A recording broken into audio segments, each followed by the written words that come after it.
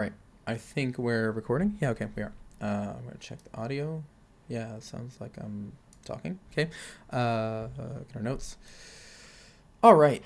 Welcome, backers, players, cubers, ladies and gentlemen. This is kind of like an update that I've been meaning to put out for a while, but I decided to just make it low effort rather than try to set up everything with the camera and the tripod and all that kind of stuff.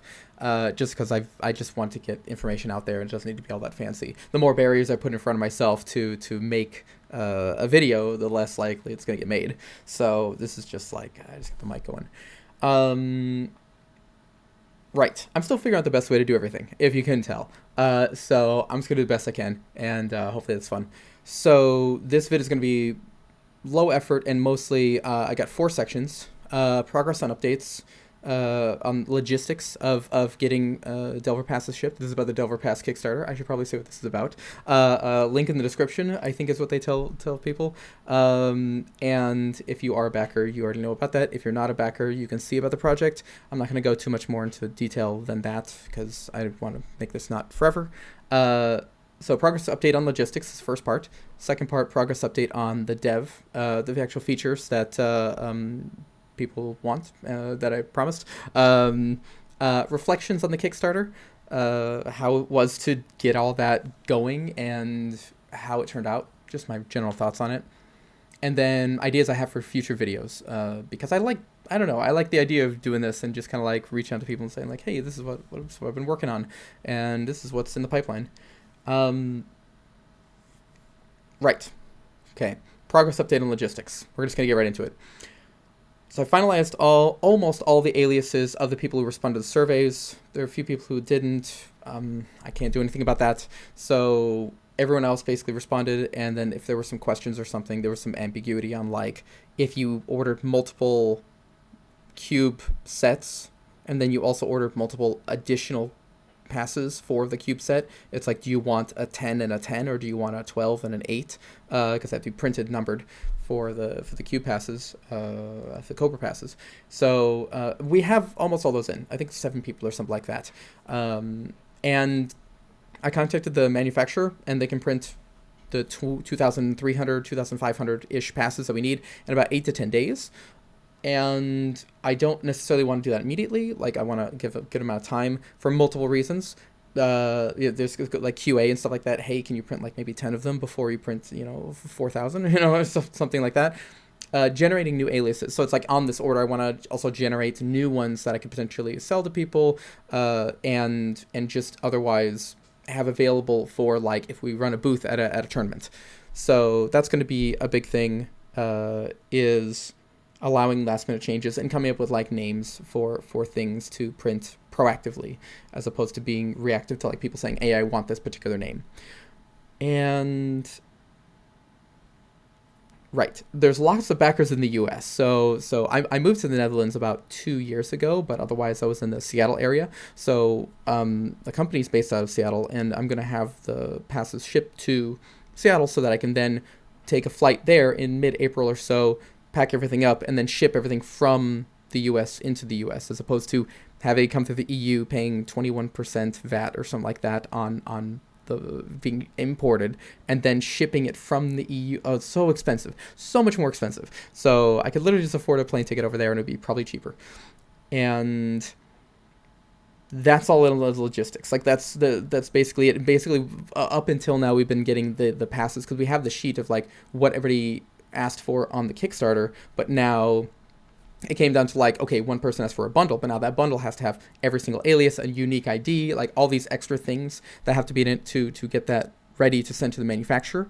And that was basically what we've been working on slowly, while also trying to get people's like, oh, this alias doesn't work because it's missing, it needs to be 2 words or more. And like lots of things, lots of people didn't read the requirements. That's okay. It's fine. Like a lot of like 30% is fine. But a lot of people got it, or they assume like, okay, if they put a space, we would just replace with a dash. They're like, why don't you just replace with a dash? And I'm like, actually, yeah, we can do that. So just random logistics on that. But we're pretty happy with where it's at now. However, the site is kind of like the actual feature, right? Like getting the passes and they don't do anything isn't as exciting, I think. Although I did want to get them in people's hands as soon as possible, so that as we roll out features, people can just have the earliest access to those features. But moving on to progress update for dev, now working on multiple different major features for the site. Some I can talk about and some I can't for various reasons. Card suggestions. This was the one I kind of decided as like a big enough gain because it's unique. So by card suggestions, I mean particularly like somebody can go onto your deck list or go through your pass, or go into your archive, as I call it, on delver.gg, and say, hey, that's a sweet list you have, but have you tried running this card? Like, take out 2 of these cards and put in 2 of these cards and have it be a suggestion, right? And I very much want it to be a rich format, as opposed to somebody just like writing it like a comment, like a Facebook comment or something like that, that's just like, hey, you should try this card or something like that, which needs moderation, right? I already can just like I got to run everything myself, so I can't have moderation needed. So it's going to have basically a way to fill out, like you kind of edit someone else's archive and you say plus this, minus this, and as long as that's even trade, you can't add cards more than what there is in there or remove them from the total. But if you just do equivalent swaps, then you say submit, it'll send that suggestion to the person who owns that archive, and then they can decide, hey, do I want to apply this, do I want to not apply this?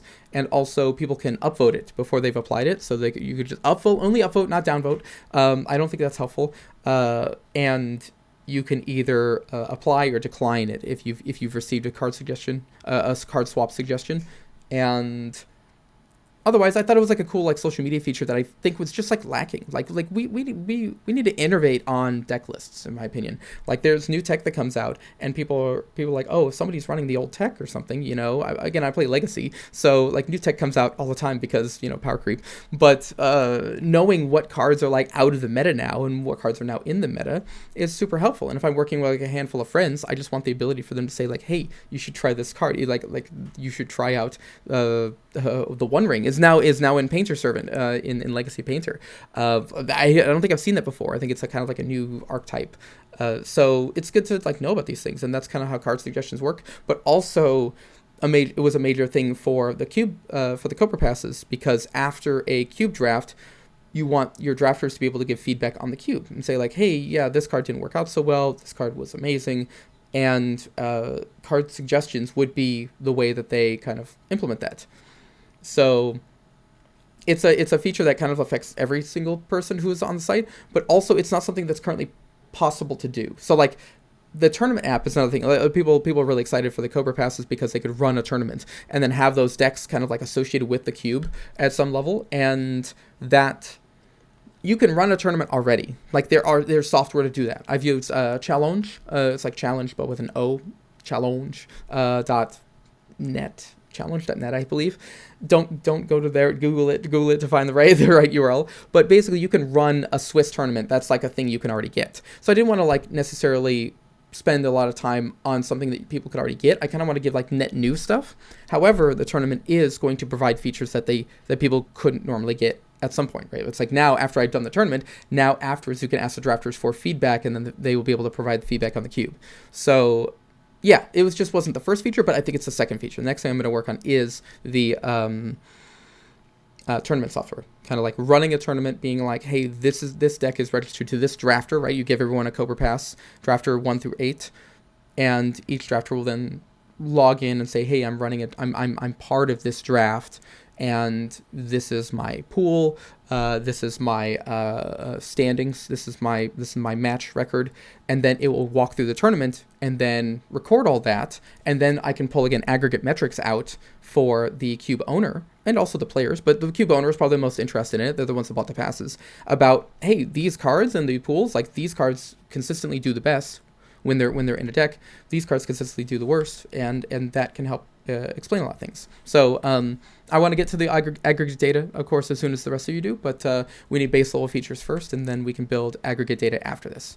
So I'm also working on a secret feature that I don't feel confident on announcing it yet until it's working, but then when it's working, it'll be amazing. And I would just say that it's not a lot of work, and it's highly in demand. it was highly demanded by people. So maybe somebody could figure it out, but I'm not going to comment on it yet for reasons. So we'll get back to that later. Various bugs, that's the thing. Because I built this 8 years ago or something, like the Delver.gg site. I built it 8 years ago, and it's complicated. I mean, because I built a platform. I didn't just build an app. Like a lot of people that look at the app, they're like, oh, it's lacking features, etc. Like, okay, fair, but I don't think they understand that's what's going on behind it. The potential that I can do with the whole platform, with individual pieces of it, the way that they can be combined and reused is extremely versatile. And mostly it just comes down to making sure everything still works. So testing is always difficult. When people find bugs on like their particular version, their particular browsers and stuff like that, things don't display JavaScript things. I hate front end. I really try to do my best on front end, but I'm a much more of a back end dev. But I do what I can to try and get the front end working. So if you guys encounter bugs, please come on the Discord. I guess I'll put that link in the description as well. And let me know when there's a bug, if there's something that doesn't work, because that's the only way I do know, other than rough logs. I have good logging, but not every log can demonstrate a problem that happens on a user's end. So I have limited visibility. Yeah, that's mostly about that. We have various bugs. That's right. Mostly around things like redirects, logins, stuff like that. No like functional bugs as far as I can see. Those are generally very well taken care of. I bought some hardware. So with the Kickstarter money, I've been paying AWS about $650 or $700 a month for the cluster that I use, and that's been helpful in like knowing how to run a cluster on a cloud and everything, and getting all those things being kind of like solidified. But it's expensive. It's a bit expensive, especially when I looked around and asked some like my previous co-founders who aren't helping me anymore. I was like, hey, like, what if I just bought my own hardware? Like, would that be cheaper? Would that be more efficient? He's like, oh yeah. So for about 2,000 euros or something like that, I can get a cluster that's twice as powerful as what I'm running in AWS. And now that of course means that like it will be in a single location. If the place where I put it burns down, I mean, that's kind of a thing. And I won't lose the data. I won't lose the databases. Those are still going to be hosted on AWS because those are somewhat cheap. But I might lose the ability to easily bring it back up. If there is a network outage at that location, it will like affect the entire site. So it's kind of a trade-off, but I mean, I figured $700 a month versus 2,000 once, and then the cost of electricity and internet. I kind of need to make this sustainable for me. So I think that's a good trade. We'll try it out. The transition to be on-prem will be happen at the later in the year, because I still have reserved instances on AWS. So I'm going to use those as long as I can. But yeah, I'll let people know when that's coming down the pipeline. Right, because the passes may be cheap to, relatively cheap to produce, but the hardware and my labor is like the expensive part of the service that people are buying, right? Like you don't necessarily buy a pass just because it has a QR code, an NFC, and a short link. Like it's the service behind that, and of course even a service that just does those three things would be relatively easy to spin up. But I'm doing something that's much more complicated, but also allows a lot more features to be added on top.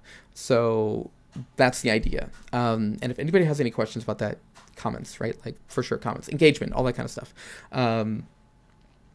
Right. So that's progress updates on dev, and reflection on running a Kickstarter. Oh boy. It's hard. Holy shit. It was really damn hard. It was a lot of work to get things to the level of quality that I wanted them to be at, but I think that we accomplished it. I'm really happy with what we put into the Kickstarter, and even if it got no backers, I think they were really I had multiple people telling me like, this looks like a professional project, and I was like, okay, yes, good. If it's going to do however good it's going to do, it's going to interest people or not, people are going to want to buy it or not, but if I this is my best shot, right? It's not, the people aren't going to bounce just because it looks like an amateur project that was like slapdash put together. That's not the kind of thing I want to do. I want to give it the best shot it's got. So I think we did that. But that promo video alone was like less than 5 minutes, I believe. It was 4-ish, 5 minutes. That was like 100 hours we did in like 1 week, like Laura and I. So that was a bit more than I expected, just because we wanted the editing, we needed the pacing, the scripting, all that kind of stuff. And it came together so well, like even minus like some things like the audio. There was some audio fun times, and there was some visual things with the strobing on the lights. Like, can't do anything about it, but learned for next time. So relatively happy about it. It was difficult to not see the project take off immediately. Like everybody like thinks about Kickstarter. Like if you ever are going to start a Kickstarter, of course you have the dream of like, oh my God, we blew through our ceiling. Like we're getting like 10 times as much as we asked for in the first, couple of days or something. And then we just do stretch goals and stuff like that. So we didn't get that. And I was like, oh, okay, fine. I guess I have to work for it, So that's what I'm going to do. And I took it when I really thought about it. It just means that what I offered originally wasn't what people wanted. So the original Kickstarter content was about how much I had already done. I could for sure make everything about the Kickstarter. It almost didn't need to be a Kickstarter. I could almost like sell these like as is. I didn't need almost anything except for the price of the cards, effectively, because I had already all those features. It was like, again, the QR code, NFC, and the alias, going through a site that does as a deck builder, but also a thin management layer for choosing which deck is attached to your Delver Pass. That wasn't good enough for people. I think that's the signal I got. There wasn't like a huge positive response to it. Which was then contrasted by when I partnered with Gwen to get the Cobra Passes. That was very positively received. Again, we got like $4,000 or $5,000 in like 2 hours as soon as Gwen posted it on the Cube Cobra Discord.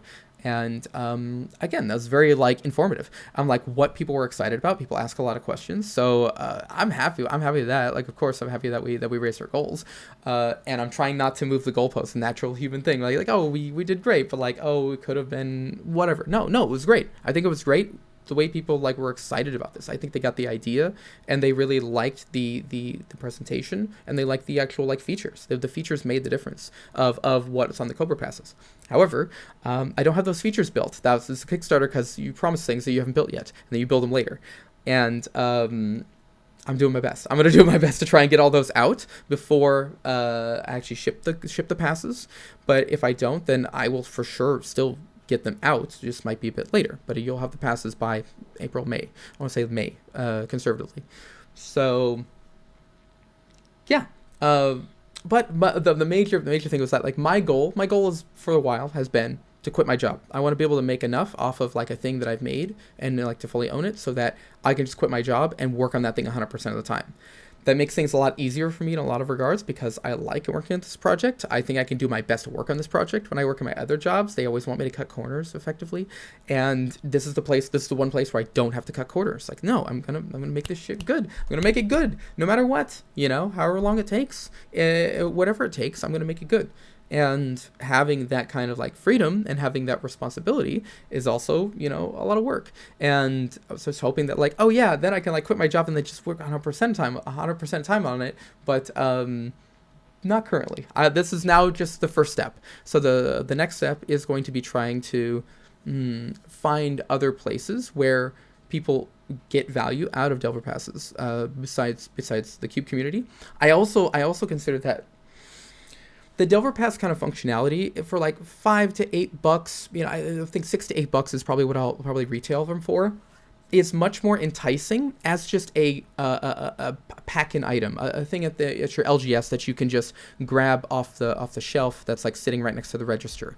I think that's a good like proposition, and something that like Kickstarter is much more weighted toward large value items, like literally things that are more expensive because shipping and delay. You're not going to buy a Snickers bar on Kickstarter, even if it's like, ooh, the new innovative like way to do Snickers. Like, you're just not. You're going to buy like a 20-pack or an 80-pack, because that's what you gain the most benefit from. Like, you don't make small purchases that are very far in the future with heavy shipping. So you make small purchases, I think, in LGSs. And so I think I want to try that in a few LGSs, perhaps through distributors. I'll figure out how to get that done. But that's just that. I think that's the next step. and even also things like Q passes. Cobra passes. I really want to keep doing Cobra passes and also the custom passes. But those are interesting now because those can't necessarily be sold off the shelf unless there's like a voucher, right? You just like sell the voucher. The voucher has like a scratch off code, and the code then takes you to the website where you can order one and put in your address, and then I make one and like ship it to you. Haven't figured all that out. Like that's like the next like thing I'm looking into for that. But it's a bit more ambiguous of a a launch versus like again a Kickstarter. You order it, you expect it to take months to ship. So yeah, I'll figure out where that goes. We've been showing up to local tournaments and stuff. There's a couple of like bigger events. I casted one, the Bazaar Boxes tournament. It was a legacy tournament, and Laura was there in person. We give out like some of the prototype passes to every participant and say like, oh hey, like try this out. Like it's in beta, like we're still working on it, but want to see what you think about it. A lot of people like gave some. Like, I've gotten some pretty good feedback on it, and a lot of people like, oh no, it's just not for me. I just don't use it or anything. All right, cool. I get to be like Watsy now. Like, oh, this product isn't for you. Like, I'm sorry. I'll try to never say that, but no guarantees. But yeah, I think like the people often would say like, oh, if I can just do all this myself, I can just like print off my QR code, put it on there. I can make my own, a short URL. I can make my own. I can program my own NFC chip. And I'm like, bro, like knock yourself out. Like by all means, go for it. I don't think I can offer much more right now than if you can do it yourself. But I think the idea is that a lot of people can't do it themselves, but they may just want this, and they may just want to pay $6 and never have to worry this problem again. Like the QR code like ripping or off or something like that. Like there's like so many little tiny problems that come up when like, oh, your short link is only valid for 30 or 60 days, and now you have to print something else, or it's fiddly. It's a little fiddly, and some people love that fiddliness, and some people like I just want something that works. So my target market is people who just want something that works. Like just make my problems go away. It's a matter of convenience. Before we get more features, that then becomes like, okay, this is actually a different selling point entirely. It's not just convenience. Now we're doing features that like other people don't have. So yeah, and it's like the card suggestions. So.